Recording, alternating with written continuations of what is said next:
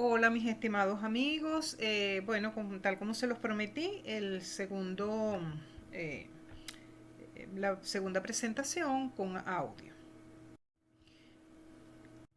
Y nos vamos a estar paseando en esta oportunidad con los tres roles de todo líder.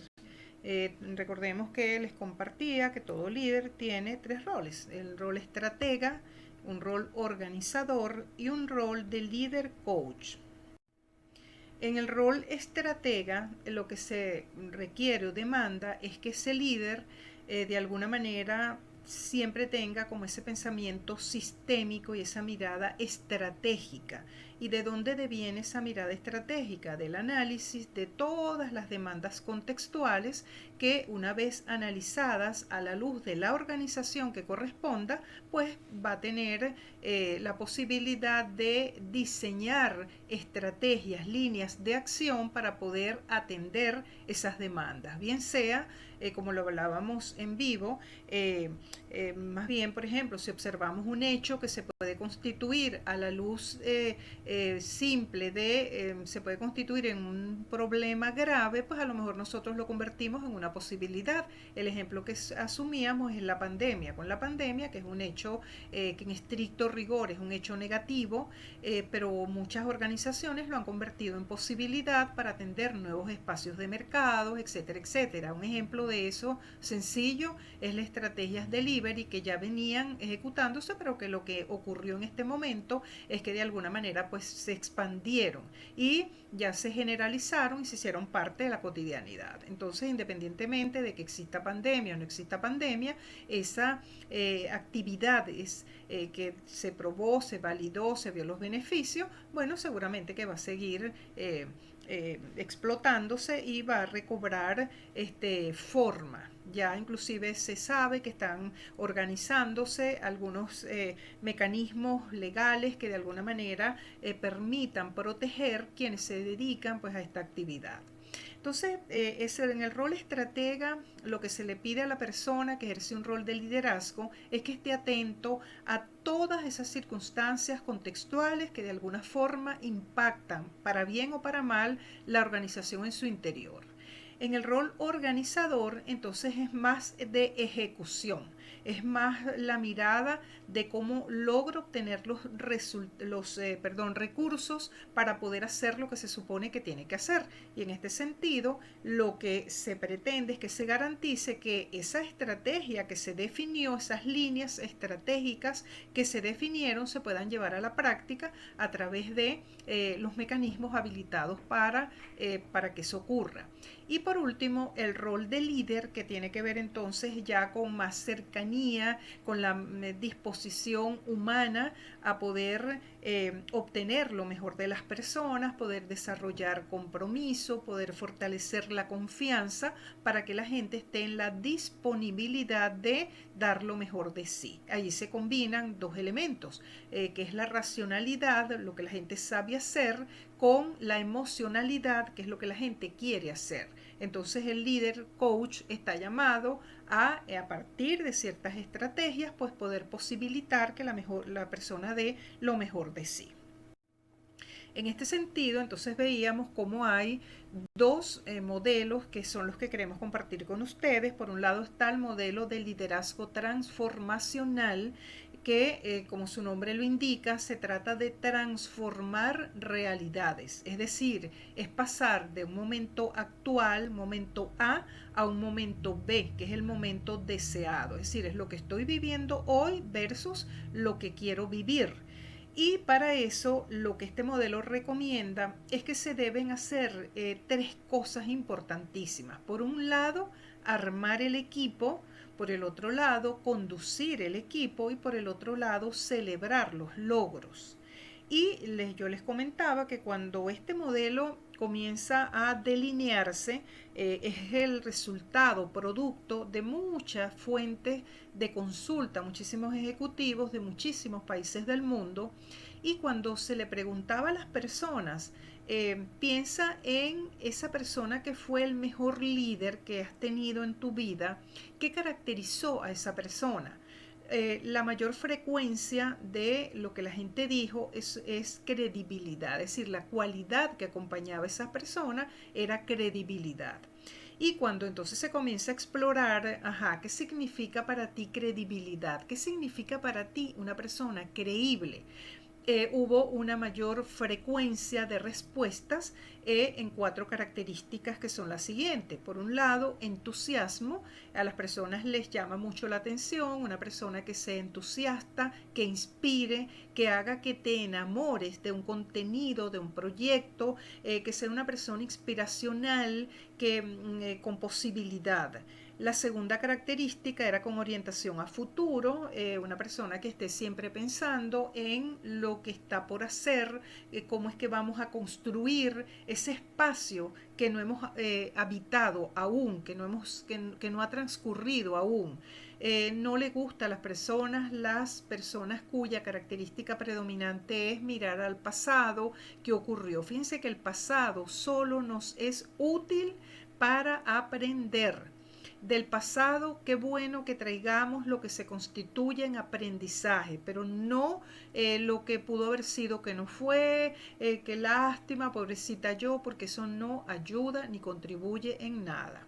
La tercera característica, una persona auténtica, y la persona auténtica está caracterizada por la congruencia entre lo que la persona dice, siente y hace, o sea, esa congruencia entre esos 3 mundos del sentir, el pensar y el actuar, donde muy seguramente pues va a ser muy importante que esa persona, quien esté a su alrededor, se constituya en modelaje para esas personas. Y por último, una persona competente, que lo que quería en este estudio decir era que, bueno, tener un líder que ante una pregunta que yo te pueda formular, tú me la puedas responder, pero si no sabes, también seas honesto y me digas que no lo sabes y que más bien me invites a, entre todos, buscar la respuesta. Entonces estas 4 características se constituían en una persona que disfruta de credibilidad para un grupo de trabajo.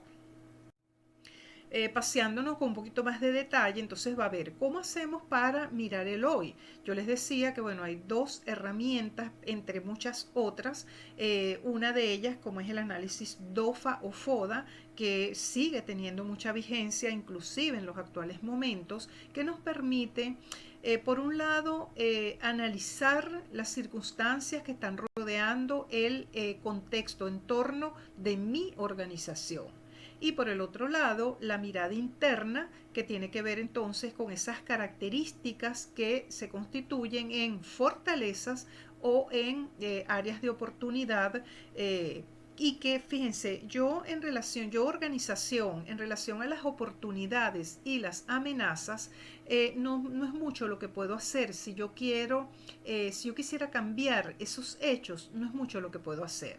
Mientras que esas características internas que están presentes en mi organización, si yo las trabajo, si las quiero cambiar, yo allí sí tendría un espacio importante para poder transformar. Entonces, por ejemplo, un hecho que esté fuera de la organización, yo les comentaba, puede ser, por ejemplo, la pandemia. La pandemia, cuando yo la analizo a la luz de mi organización, yo la puedo ver como una amenaza, pero hemos visto como muchas organizaciones ese hecho que en general pareciera que es negativo, yo lo puedo transformar en una posibilidad. Es decir, yo en vez de verlo como una amenaza, más bien lo puedo ver como una tremenda oportunidad. Igualmente, internamente, por ejemplo, pudiera tener una característica que es una debilidad, que a lo mejor no tengo la plantilla de personal completo, y eso hace que hayan ciertas dificultades para el abordaje de los diversos procesos. Bueno, pero yo allí probablemente sí tengo oportunidad de hacer cosas. Por un lado, puedo más bien como simplificar mis procesos, puedo ser mucho más directa, puedo eliminar pasos innecesarios, y más bien ajustarme a lo que la plantilla actual que sí tengo puede estar haciendo. Por ejemplo, siempre y cuando no contravenga o incumpla o propicie incumplir con una ley, una regulación, que sabemos que eso tiene impactos importantes. Entonces, esto me va a permitir saber dónde estoy hoy. También el análisis de escenario, porque para yo hacer escenarios, yo tengo que analizar realmente data y saber qué es lo que está ocurriendo, y eso me va a aproximar a determinar cómo es que me voy a manejar en el futuro. Entonces yo hoy pudiera darse la siguiente situación, la situación 1, la situación 2, la situación 3, y yo tengo que saber ante cada uno de estos elementos cómo es que me voy a estar comportando de darse alguna de estas situaciones. Una vez que sé dónde estoy, nuevamente con data buena, yo puedo determinar dónde quiero llegar, a dónde me quiero ver, en qué tiempo. Y yo les decía que los horizontes temporales en materia de planificación estratégica en este momento están un tanto dificultados. ¿Por qué? Porque cuando en el pasado un largo plazo podía ser 5 o 10 años y las organizaciones se planificaban para eso de una manera mucho más distendida, con más calma, con más tranquilidad, hoy eso es bastante cuesta arriba. No obstante, es importante seguir sabiendo qué tipo de organización es la que yo quiero ser, cómo me quiero ver en el futuro. Eso es muy, pero muy importante. Pero debo entonces en este momento habilitar otras estrategias que me permitan estar actuando en el día a día, en la cotidianidad, dependiendo de cómo se van dando las circunstancias actuales. Fíjense que en nosotros, en nuestro caso venezolano, tenemos como dos variables. Ya nosotros veníamos con algunas dificultades importantes y luego vino, por si fuese poco, pues la pandemia. Entonces nosotros tenemos que lidiar con dos hechos que ya venían siendo pues una característica relativamente permanente en nuestro entorno y que luego, bueno, se vio agudizada por esta circunstancia pandémica.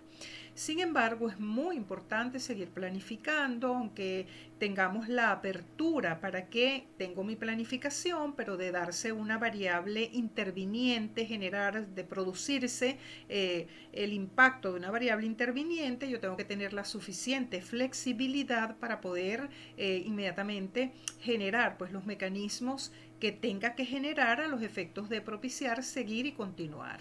Y también de allí, derivado de mis líneas estratégicas, entonces, bueno, establecer mis diversos planes de negocios que tienen también que tener suficiente apertura para poder modificarlos, ajustarlos, cambiarlos, dependiendo de la circunstancia. Una vez que sé dónde estoy, sé para dónde voy, hay tres cosas que este modelo invita y que las considera de mucha importancia. Una tiene que ver con armar el equipo, y armar el equipo se hace a través de dos mecanismos. Por un lado, seleccionando la gente que necesito, y por el otro lado, achicando las brechas de las personas que ya están dentro de la organización. Cuando nosotros tenemos que traer personas del mercado laboral, yo les compartía que lo hacemos a través del proceso de selección, pero que en este momento, en la nueva dinámica organizacional, con las nuevas tendencias, se habla de fichaje de talentos. Por ejemplo, en las herramientas ágiles o agile, se habla de fichaje de talentos. Y el ejemplo que yo les ponía era un equipo de fútbol. Cuando yo, equipo de fútbol, voy a fichar un personaje, ¿qué hago primero para poder hacer eso? Bueno, lo primero que hago es hacer un seguimiento a esa persona que me parece un prospecto interesante, mido cómo es su desenvolvimiento, cuáles son sus fortalezas, cómo se maneja, por ejemplo, ante los medios de comunicación, cómo va manejando o afrontando las diversas situaciones que se les presenta, etcétera, etcétera. Entonces, el fichaje de talento tiene que ver con esa incorporación que hago a mi organización de una persona que la veo como algo más estable, no como una persona que viene y si se va el mes que viene no me importa, o la tengo allí para que me resuelva y punto, salgo de la situación difícil y bueno, ya después veré. No, sino fichar, es decir, es una persona con un sentido de mayor permanencia y pertenencia. Y Una vez que esto se da, así como también voy achicando brechas de competencias, que lo vamos a ver un poquito más adelante con más detalle, entonces, bueno, puedo ser capaz de poder generar ese sentido de confianza, fortalecer la confianza, inspirar a la persona y sobre todo desarrollar compromiso. Una vez que tengo mi equipo armado, entonces tengo que conducirlo. Y el conducir el equipo es una propicia o invita a una interacción permanente donde tengo que estar achicando brechas, pero también gestionando el desempeño de esas personas. Y por último, entonces, bueno, una vez que ya se logran los objetivos, es celebrar los logros. Fíjense que así como afrontamos las dificultades y así como tenemos que hacer frente a momentos no tan gratos, bueno, también es muy, pero muy importante que las personas sean reconocidas en sus potencialidades, en los aportes que realizaron en momentos difíciles, etcétera, etcétera. De allí que se sabe hoy que una vez que la persona es reconocida, que se sabe importante para un determinado equipo de trabajo, bueno, esa persona logra expandir su orgullo y eso genera compromiso. También se sabe que si yo no estoy comprometido con una determinada situación, no voy a dar lo mejor de mí. Y vamos a prestar atención entonces a dos herramientas que son muy importantes. Por un lado está cómo achicamos brechas de competencias. Y yo les decía que muchas veces cuando queremos que una persona mejore algo, le decimos, mira, a lo mejor yo quiero que mejores, no lo estás haciendo tan bien, me gustaría que hagas las cosas diferente, pero no necesariamente somos tan precisos para informarle a la persona dónde están sus posibilidades de mejora. Se sabe que para que una persona reduzca brechas de competencias tiene que saber qué es lo que tiene que mejorar.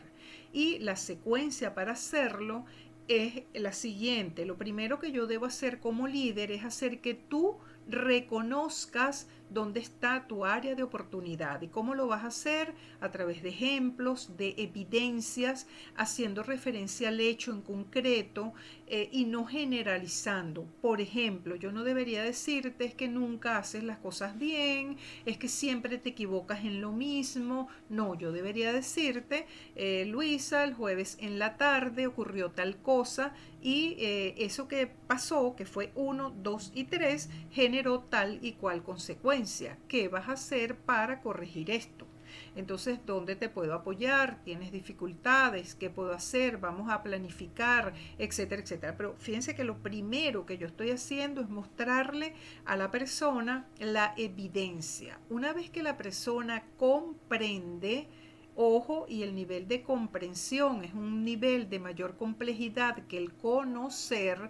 Una cosa es que yo conozca que me equivoqué y otra cosa es que yo comprenda la implicación que tiene mi equivocación. Una vez que yo comprendo, es que se supone que está abierta la disposición, la mejor actitud para poder conjuntamente supervisor y supervisado diseñar acciones para la mejora. Y una vez que ya se ha planificado qué es lo que se va a mejorar, entonces lo que aplica es ejecutar las acciones, hacer seguimiento, estar validando y haciendo ajustes hasta que la persona logra internalizar la conducta. ¿Y qué es eso de internalizar la conducta? Bueno, internalizar la conducta implica pasar de un nivel de inconsciencia a un nivel de inconsciencia positiva, por llamarle de alguna manera. Entonces yo le ilustraba esto con un ejemplo. Por ejemplo, un niño de 3 años que no sabe manejar. Y él está allí en incompetencia inconsciente. No sé que no sé. O sea, hay algo que él no sabe hacer, pero que él no lo sabe, ni le preocupa, ni es problema para ese bebé. Cuando llega la adolescencia, probablemente, entonces comienza a observar que sus amiguitos están aprendiendo a manejar y ya allí comienza a tener en plano consciente algo que no sabe hacer. Allí está en incompetencia consciente. Una vez que comienza a aprender a manejar, pero que todavía no es súper hábil, entonces comienza a tener algunas dificultades, no maneja ni domina perfectamente bien el escenario que tiene que estar manejando de manejo, etcétera, etcétera. Bueno, ahí está. Sabe que cuando se monta en el vehículo, cómo es que lo prende, cómo es que activa ciertos dispositivos, dónde está el freno, dónde está X, Y o Z, etcétera, pero todavía está en proceso de aprendizaje. Ahí está en competencia consciente, es decir, sé hacer algo, pero no soy súper hábil. Hasta que llega al nivel de que se traslada de un sitio a otro sin necesariamente precisar por dónde pasó, etcétera, sino que llegó, que un poco nos ocurre quizás a todos. Yo les decía que un poco inadecuadamente, pero bueno, estas cosas suelen ocurrir. Entonces allí estaría en competencia inconsciente, es decir, allí logró internalizar la conducta. Entonces fíjense que esto no es sencillo, porque es llevar a una persona de eliminar su nivel de transparencia en algo, es decir, hacerlo consciente de algo que le está ocurriendo, que es negativo, llevarlo hasta que lo incorpore y que haga lo que tiene que hacer de manera adecuada, sin que necesariamente esté consciente de cuánto tiempo me tardo, cómo lo hago, qué hago, sino que lo hace y lo hace muy bien. Y les compartía que hoy es muy, pero muy importante que la propia persona participe de todo su proceso de mejora. Hoy no es como en el pasado, que muchas veces la gente era objeto y sujeto de procesos de mejora, pero la propia persona no sabía de qué se trataba. Hoy la gente quiere participar y decir, mira, a mí me gusta esto, yo quiero profundizar en esto, a mí me gustaría que me ayudes a desarrollar tal y cual competencia, etcétera, etcétera. También el desarrollo de competencias tiene tres aspectos que le son absolutamente indispensables. Por un lado, el conocimiento. Si yo quiero aprender a hacer, por ejemplo, analizar ciertas situaciones, por ejemplo, hacer un análisis para otorgar un crédito a alguien, yo tengo que saber cómo hacerlo. Yo tengo que saber cuáles son los pasos, tengo que saber cuáles son las metodologías que se utilizan para eso. Pero el segundo mundo, complemento de esto primero, tiene que ver con la vivencia. Entonces, fíjense, una cosa es que yo conozca, que yo sepa hacer algo, y otra cosa es que lo vivencie. Cuando yo hago y aprendo haciendo, descubro más que cuando lo sé de manera teórica. En consecuencia, qué importante es que yo le pueda ayudar a complementar a mi interlocutor a través de vivencia, exponerlo con riesgos calculados, que la persona pueda sentirse en la vivencia. Por ejemplo, si yo quiero que una persona aprenda a conducir reuniones laborales, bueno, una vez que ya sé que la persona conoce cómo es que se desarrolla una dinámica de reunión, pues que lo exponga a conducir una determinada reunión. Y el tercer elemento tiene que ver con autodesarrollo. Yo les compartía que no es adecuado que la organización le dé todo a la persona y que la persona no incorpore nada de sí, porque allí no se está generando necesariamente el compromiso. Entonces es muy importante que la persona sepa, yo organización te voy a ofrecer tales y cuales posibilidades. Ahora dime tú qué vas a hacer tú por ti y qué vas a incorporar tú como autodesarrollo para que esto se dé y sea una realidad. De allí que qué importante lo que les decía hace un ratito, que la persona se incorpore en también aportar y decir, mira, la competencia que a mí me falta es esta, o el conocimiento que me falta es este, o donde yo siento mayor necesidad de apoyo es en esto, etcétera, etcétera. Entonces, fíjense, el desarrollo de competencia es un proceso de interacción entre líder y colaborador, trabajador, integrante de equipo, que va a permitir que de alguna manera entre ambas partes logren superar los obstáculos que pueden estar limitando una determinada ejecución. La otra herramienta tiene que ver con gestionar el desempeño, que está, yo diría, recomendada a utilizar para conducir un equipo y mantenerlo de manera permanente motivado. Y gestionar el desempeño es ese proceso que es muy conocido en el mundo organizacional, que se conoce como evaluación de desempeño, que hoy ha ido evolucionando y se sugiere más bien que lejos de evaluar el desempeño, más bien lo gestiones. O sea, el tiempo que vas a estar probablemente utilizando para evaluar a alguien, pues más bien utilízalo para que esa persona potencie y para que esa persona realmente se expanda sus posibilidades. Y un alto desempeño de un individuo es el resultado de que varias variables se den de manera adecuada. La primera variable es que la persona tenga objetivos de desempeño claramente definidos y comprendidos. La segunda variable es que la persona tenga las competencias adecuadas para hacer lo que se supone que tiene que hacer. La tercera variable es que esté motivada a la acción. La cuarta variable es que tenga los recursos, es decir, que tenga los materiales, los recursos para poder hacer lo que se supone que tiene que hacer. Y esas cuatro variables potenciadas por la acción del líder. El líder es garante de que las personas que integran su equipo de trabajo tenga objetivos definidos, las competencias alineadas al requerimiento, la motivación adecuada y los recursos para poder hacer lo que tiene que hacer. Alguna de estas variables falla y va a haber un impacto en el clima organizacional. Dicho de otra forma, cuando hay dificultades en el clima organizacional, casi siempre tiene que ver con alguna de estas acciones. O la persona no se le informó que era lo que se esperaba de ella y luego se le exige algo que nunca se negoció, o la persona no tenía las competencias para realizar lo que se supone que tenía que realizar, o la persona disminuyó su motivación por alguna circunstancia, o la persona no tiene todos los recursos para hacer lo que se supone que tiene que hacer, o sencillamente no tiene una adecuada conducción a partir del líder. Entonces, importantísimo revisar todas estas variables. De todas ellas, yo quiero hacer insistencia en lo que implica, por su importancia, un objetivo de desempeño. Un objetivo de desempeño no es otra cosa que la especificación de lo que se supone que yo como integrante de un equipo de trabajo debo hacer, y a su vez también implica lo que mi líder va a estar observando de mí y por lo cual me va a pedir resultados. Por consiguiente, debo tomarme mi tiempo para poder negociar los objetivos de desempeño de una manera adecuada. Todo objetivo de desempeño debe tener la característica SMART, que es altamente conocida probablemente por todos, que implica que tiene que ser un objetivo específico.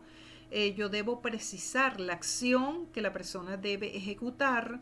No debo dar por descontado que, bueno, aquí todo el mundo en esta organización sabe lo que significa esto. No, porque allí hay sorpresas. Recuérdense que los seres humanos somos diversos y podemos interpretar cosas diferentes relacionadas a un mismo parlamento, a un mismo a una misma verbalización. Pudiera ser que cada uno lo interprete con una dimensión o en un espacio diferente.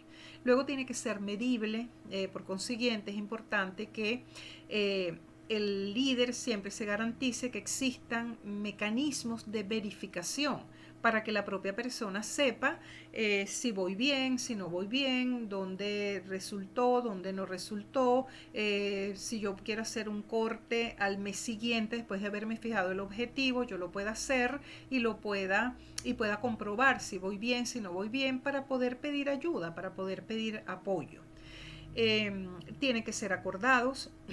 Es muy pero muy importante que los objetivos se fijen entre el líder y colaborador, no que el líder lo imponga. Fíjense que aquí alguno de ustedes preguntaba si los objetivos tienen que venir ya definidos de los niveles más altos hacia abajo, y yo les compartía que, bueno, lo ideal es que todo lo que vamos a hacer dentro de las organizaciones devenga de un plan macro. pero lo ideal es que en los equipos de trabajo lo que tenemos que hacer, que a lo mejor no es negociable, pues sí sea negociable el cómo lo vamos a alcanzar. Y entonces cada persona aporte y diga cómo me gustaría o sea, acordar, mira, tú me estás diciendo 10, yo me comprometo con 9.5 por esto, esto y esto. Ahora, si se corrige esto, esto y esto, yo me puedo comprometer con los 10, pero eso tiene que ser acordado. Y por último, los objetivos tienen que ser realistas y definidos en tiempo. Y para eso, entonces, bueno, se ha llegado a la conclusión de que los objetivos de desempeño tienen como dos tipos de resultados. Por un lado está el resultado explícito y por el otro lado está el resultado implícito. El resultado explícito, nunca se les olvide, es el que tengo que hacer. Y el resultado implícito es el para qué hago lo que hago. Ejemplo.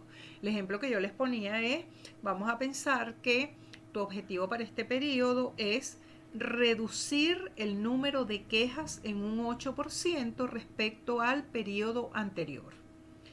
El resultado explícito es el que tengo que hacer. Se supone que lo que tengo que hacer es reducir el número de quejas respecto al mes anterior en un 8%. Y el resultado implícito es el para qué. O sea, ¿para qué yo quiero reducir como organización en este periodo el número de quejas en un 8%?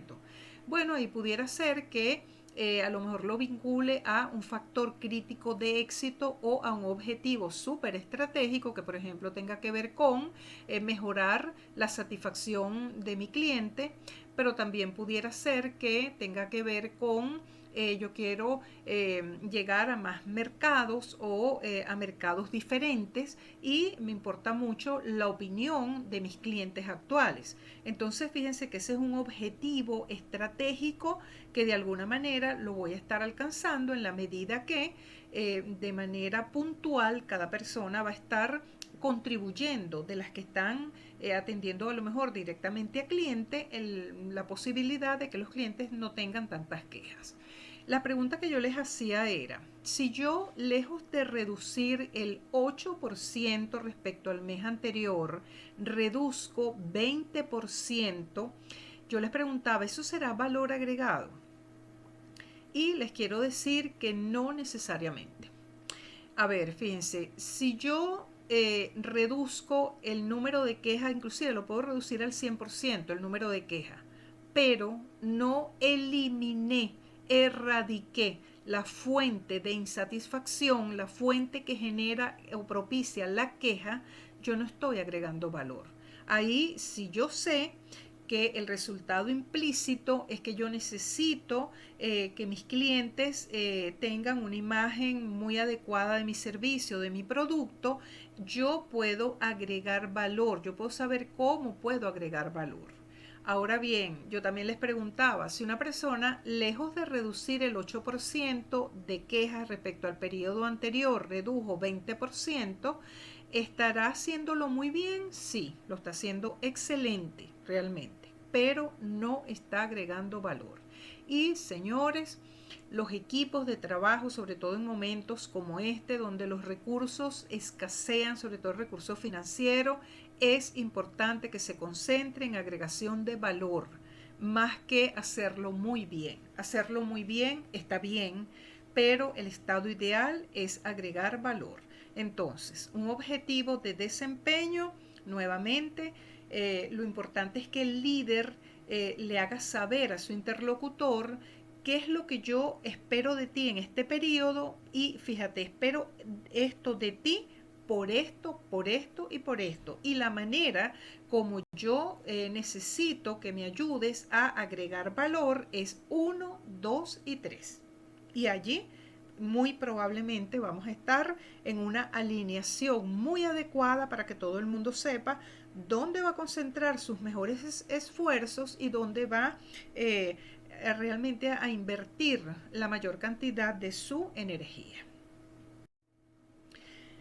Teniendo esto claro, ya vimos que entonces el proceso de liderazgo transformacional nos ayuda nuevamente a dar pasos grandes de un equipo, o sea, ayudar a que ese equipo madure, que ese equipo se elabore y que realmente se profesionalice.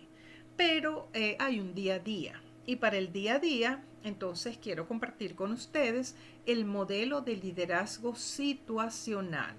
El modelo de liderazgo situacional es el modelo que se utiliza, o uno de los modelos que se utiliza para dirigir personas en la cotidianidad, en el día a día. Y este modelo, ¿qué es lo que hace? Fíjese, este modelo eh, considera dos integrantes, diría yo. Por un lado está la acción del líder y por el otro lado está la situación del equipo de trabajo que es objeto de coordinación, dirección por parte de ese líder. Entonces, lo que dice este modelo es lo siguiente. A ver, fíjense, toda persona, todos los seres humanos, tenemos preferencias y probablemente nos guste más unas cosas que otras. Hay un señor que es el señor David McClelland, que él investigó qué es lo que motiva a las personas y a nosotros los seres humanos, de acuerdo a sus investigaciones, pues podemos tener como tres fuentes principales de motivación. O nos motiva a alcanzar resultados, o nos motiva el relacionamiento con personas, o nos motiva el poder, es decir, el poder dirigir, el poder tener el poder de decisión, la palabra final, etcétera, etcétera.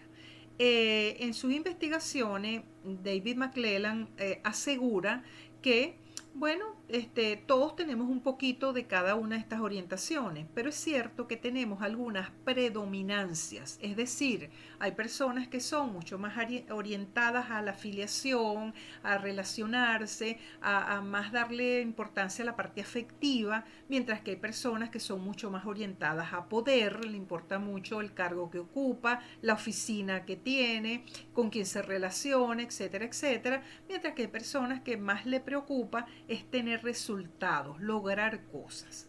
Entonces, el mundo organizacional ha venido consolidando la importancia que tiene el hecho de obtener resultados. Por ejemplo, hoy las organizaciones se han ido especializando para que en sus procesos de selección incorporar personas con un mayor énfasis en lograr tener resultados. Sin embargo, el hecho hoy, sobre todo muy considerado, el hecho de también relacionarnos de manera adecuada, considerar al otro, ha sido un tema muy importante.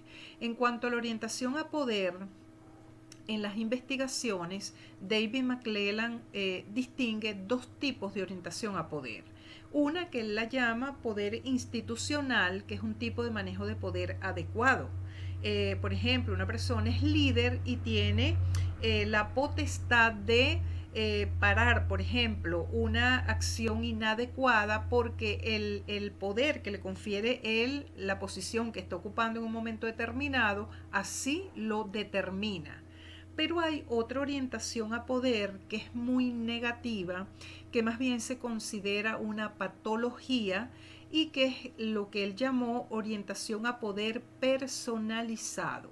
La orientación a poder personalizado está sustentada en, yo diría que quizás una parte muy vinculada a lo afectivo, a las carencias afectivas, por ejemplo, una persona, a ver, que siente que no fue considerada en el desarrollo de su evolutiva, en sus primeros años de vida, en su niñez, su adolescencia, y desarrolla más bien una fuerza inadecuada para avasallar al otro y lograr lo que en el pasado le fue negado, por ejemplo.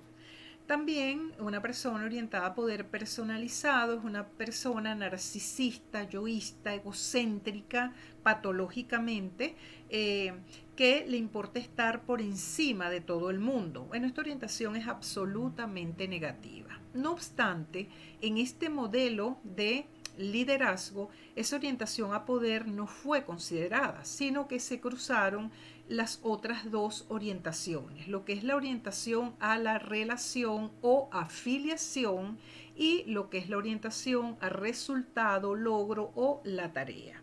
Entonces lo que se hace es que se cruza qué pasa con un líder que tenga alguna de estas dos orientaciones versus las características del equipo de trabajo. Y cuando miramos entonces las características del equipo de trabajo, nos vamos a dar cuenta que en mi equipo de trabajo pudiera ser que yo tenga las siguientes personas. Por ejemplo, una persona que está llegando nueva por primera vez a mi organización, que es la primera vez que trabaja, esa persona, su necesidad es que la dirijan, que le den instrucciones cercanas, que le digan, señores, desde dónde están los sanitarios en este espacio de organización, cómo se manejan las cosas acá, si se celebran los cumpleaños, cómo se sanciona, etcétera, etcétera. O sea, esa persona, su necesidad es de que le den mucha información, de tener a alguien que de alguna manera lo esté apoyando en cuanto a suministro de información, que cuando tenga una duda sepa a quién consultar, etcétera, etcétera. Esa persona, su necesidad nuevamente es dirigir, es decir, necesita alguien que lo direccione. Esa persona, fíjense bien, no, está inmadura para la tarea, lo cual significa que no sabe hacer lo que se supone que debería saber si tuviese un año en la empresa y tampoco quiere, pero no es que cuando se dice que no puede ni quiere, no es que no quiera, sino a lo mejor tiene muchas ganas de, pero motivacionalmente está temerosa, no tiene confianza en sí mismo, no conoce el ambiente, está más bien expectante, es decir, está más bien intentando conocer todo, familiarizándose con todo. Esa persona está en una necesidad particular. Este modelo dice que 6 meses después, esa misma persona, dentro de esa misma organización, transcurridos 6 meses y bien dirigida, ya no está en necesidad de dirección, sino que esa persona ya está en necesidad de persuasión. ¿Qué significa eso? Ya la persona sabe cómo es la dinámica, ya conoce sus compañeros de trabajo, ya más o menos sabe cómo son las reacciones del líder, etcétera, etcétera. Esa persona requiere que el líder le diga lo que tiene que hacer, le permita que lo haga y luego le pida cuentas. Entonces, más bien, la necesidad de esa persona es que el líder la persuada de lo que tiene que hacer, dónde lo hizo bien, dónde no lo hizo bien, que el líder le explique las decisiones que está asumiendo, que si esa persona tiene preguntas se las aclare y que esté en permanente seguimiento, pero no un seguimiento cercano como en el primer cuadrante, sino más bien un seguimiento más de apoyo y no tanto de supervisión cercana. 6 meses después, esa persona ya tampoco está allí, sino que esa persona ya evolucionó y ya su necesidad es de participación.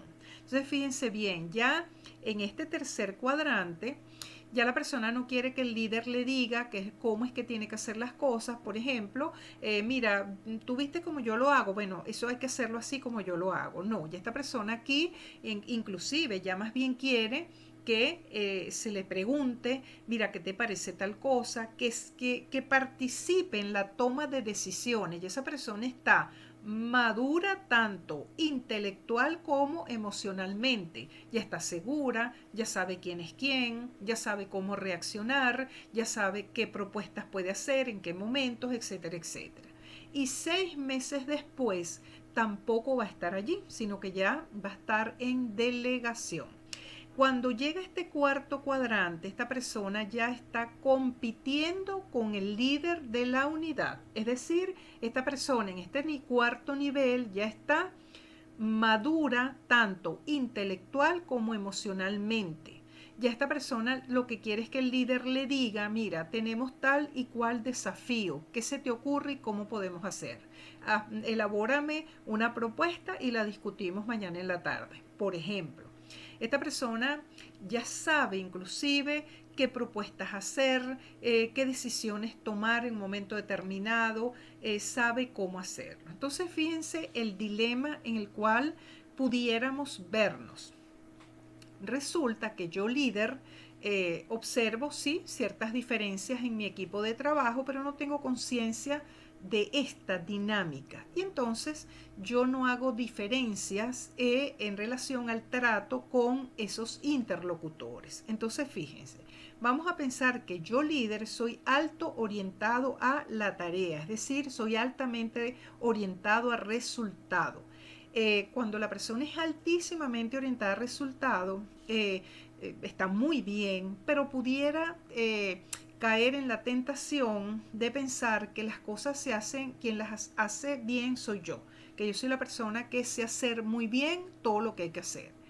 Y resulta que no me he dado cuenta que tengo el 80% de los integrantes de mi equipo en el cuadrante participación y delegación. Pues allí va a haber dificultad. ¿Por qué? Porque yo tengo gente autónoma que está madura, tanto intelectual como emocionalmente, y yo pretendo seguirle diciendo cómo es que tienen que hacer las cosas, de acuerdo a cómo yo las quiero que las hagan. Allí va a haber conflictos.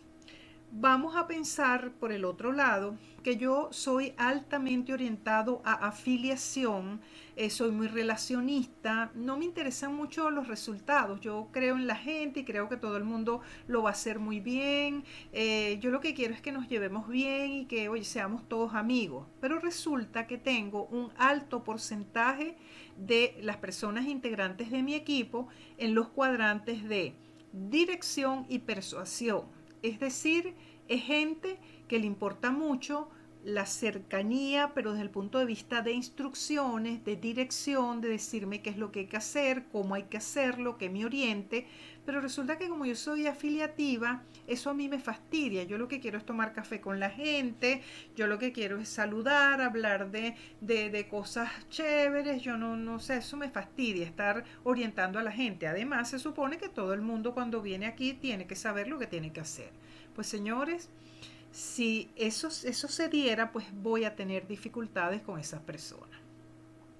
¿Qué es lo que dice este modelo? Uno, yo líder debo tener conciencia de cuánto porcentaje de personas tengo en el cuadrante de dirección, cuántas tengo en el cuadrante de persuasión, cuántas tengo en el cuadrante de participación y cuántas tengo en el cuadrante de delegación. Fíjense bien, el hacer, la cotidianidad de lo que se supone que tengo que hacer, lo voy a lograr con la gente que está en dirección y persuasión. Pero si yo quiero llegar a la luna, tengo que tener gente en participación y delegación. Si yo tengo toda mi gente concentrada en un solo cuadrante, voy a tener dificultades porque no voy a tener capacidad de maniobra frente a los otros desafíos que se me estén presentando. Entonces, ¿qué es lo que este modelo invita? Conoce tu gente, ubica en qué cuadrante están para que puedas generar las estrategias adecuadas a los efectos de que puedas definitivamente hacer un abordaje adecuado de su necesidad, no de la mía como líder, sino de la de mi equipo. Entonces, lo que este modelo indica es que independientemente de que yo sea altamente orientada a la tarea o baja orientada a la tarea, o que por el contrario sea altamente orientada a la relación o baja orientada a la relación, eso no es lo más importante, sino que yo desarrolle la conciencia de que lo más importante es la necesidad que tiene mi equipo de trabajo.